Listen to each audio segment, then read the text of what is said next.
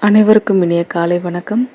மார்கழி மாதம் 14ஆம் நாள், திருப்பாவை 14ஆம் பாடல்.